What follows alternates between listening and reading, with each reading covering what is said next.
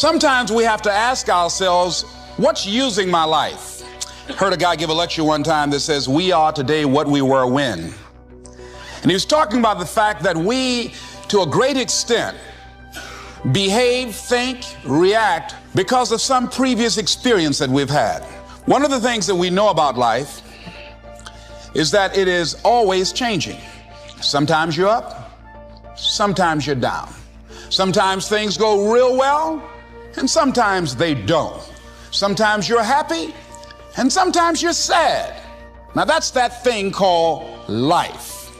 And when we begin to understand and know that, accepting that reality that we will never ever have things just on an even keel all the time, that you're going to have some ups and you're going to have some downs. But during those down moments, that's where the growth takes place. That's where the work is. See, anybody can feel good when they have their health, their bills are paid, they have happy relationships, business is successful. Anybody could be positive then. Anybody can have a larger vision then. Anybody can have faith under those kinds of circumstances. Am I correct? See, but the real challenge of growth, mentally, emotionally, and spiritually, comes when you get knocked down. Somebody said that adversity introduces a man to himself or a woman. How you handle it, that's where the growth takes place. When I was facing some challenges, I had a guy say something to me, and I suggest this is one of the first things that you want to do when you're facing a challenge. You want to get unstuck. Evaluate where you are. Look at it. Assess yourself. Assess yourself and assess the situation. What brought you there? What role did you play?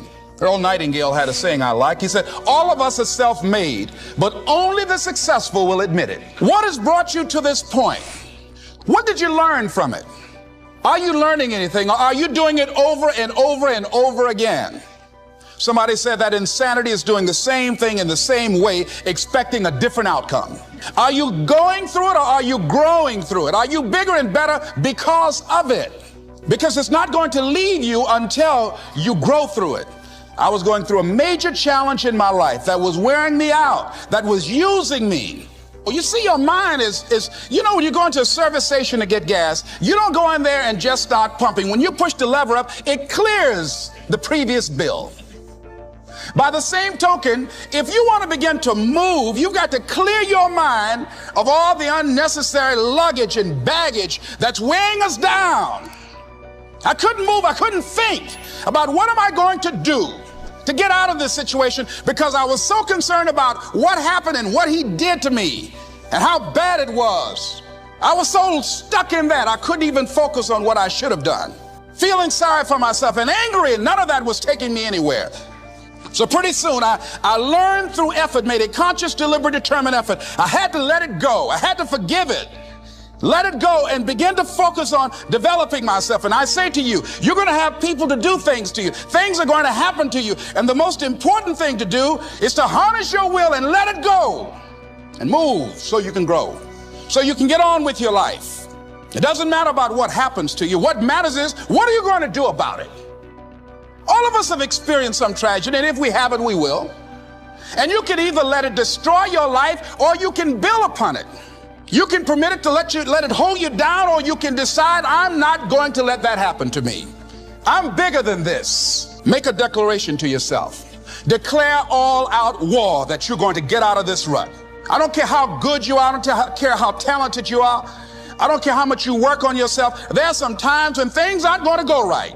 They just are not going to go right. There are times when anything that can happen will happen. Murphy's Law will be knocking at your door.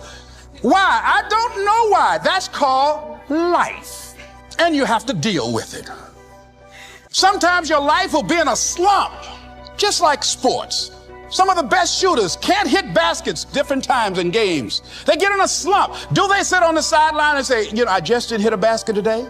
No, they continue to execute. I suggest to you that if you are facing a challenge, don't stop. Stay busy. Work your plan.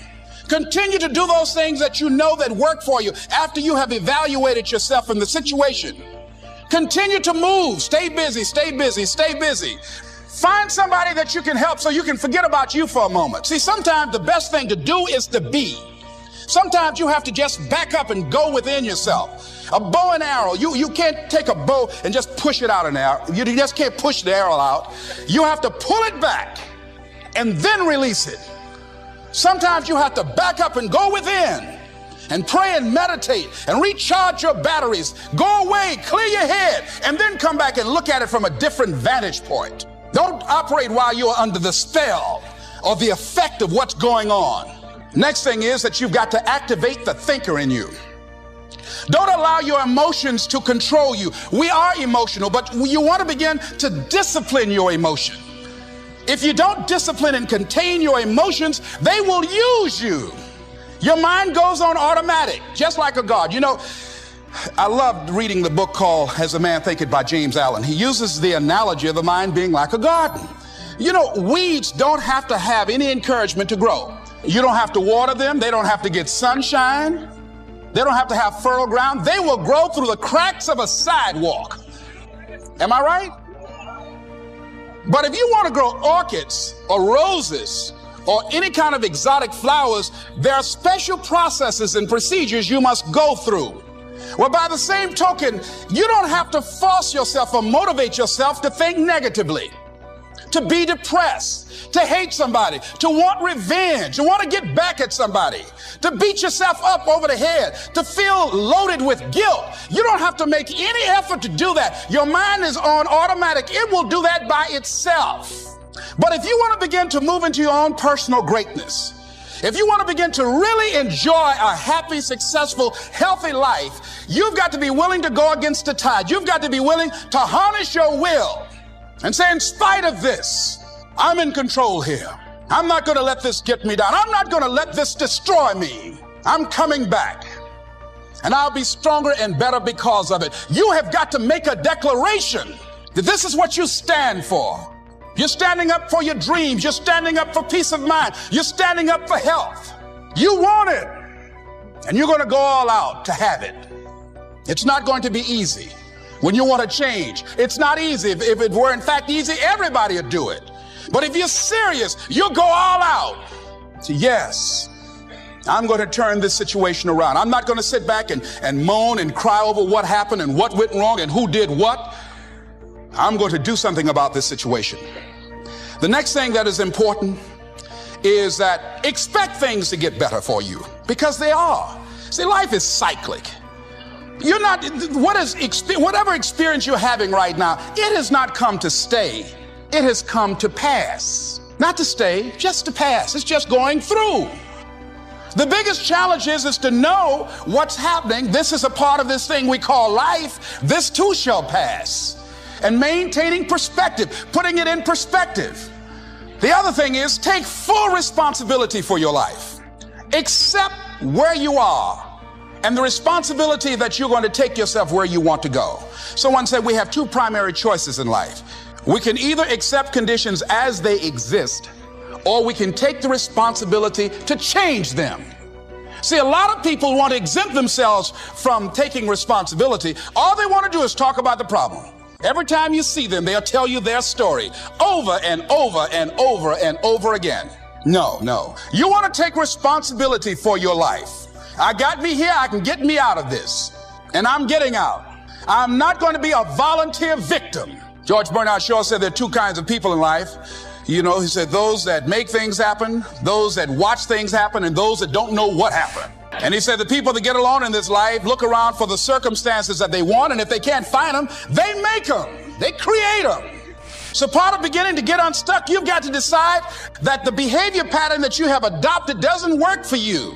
You've got to change your strategies, and changing your strategy means reinventing your life, recreating you, and you have the power to do that. You can decide that you're going to change, that you're not going to be a wimp. You can decide that you're going to stand up to life. You can decide that I'm going to live each day as if it were my last. You have the power to make that decision. You can decide I'm going to work on myself and develop myself. I'm going to empower me. And all of these things that are happening to me right now, they're just temporary inconveniences. They're not stronger than I am. I'm in charge here.